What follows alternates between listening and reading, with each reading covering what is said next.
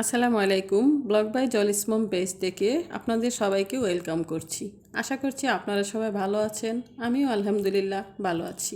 তো আজকে আমার ছেলের ভার্সিটি বন্ধ ছিল। তো আমি সকালে নাস্তার পরে আমার ছেলেকে বললাম, বাবা আমাকে একটু সবজি এনে দিতে পারবা?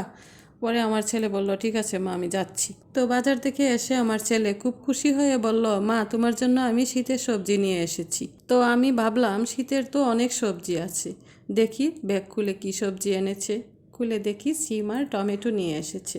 তো সে নিজেই বলল যে মা, ফ্রিজে তো রুই মাছ আছে, রুই মাছ দিয়ে সিম টমেটো আর 2টা আলু দিয়েও সাথে দিয়ে রান্না করুন। তো ছেলের পছন্দ মতোই আমি রান্নাটা করলাম। তো আমার ছেলের মুখে সেই কথা শুনে আমারও ভালো লাগলো যে আমার ছেলে বড় হয়ে গেছে, কি দিয়ে কি রান্না করতে হবে সে এখন বুঝতে শিখেছে। আসলেই সিম টমেটো দিয়ে তরকারি রান্না করলে আমার ছেলে মেয়ে দুজনেই খুব পছন্দ করে। আর সিম টমেটো পছন্দ করে না এমন মানুষ কমই আছে।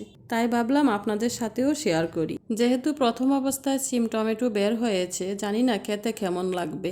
তো আপনাদের সাথে কথা বলতে বলতে আমার রান্না প্রায় শেষের দিকে। সিম টমেটো দিয়ে তরকারি যেহেতু রান্না করেছি, তাতে তো কাঁচামরিচ ধনিয়া পাতা দিতেই হবে। তার জন্য আমি এর মধ্যে কাঁচামরিচ আর ধনিয়া পাতা দিয়ে দিচ্ছি। তো আজকের মতো এ পর্যন্তই। আশা করি আমার ভিডিওটা আপনাদের কাছে ভালো লেগেছে। তো এমন আরও নতুন নতুন ভিডিও পেতে ব্লগ বাই জলিসমমের সাথে থাকুন। ভালো থাকুন, সুস্থ থাকুন। আল্লাহ হাফেজ।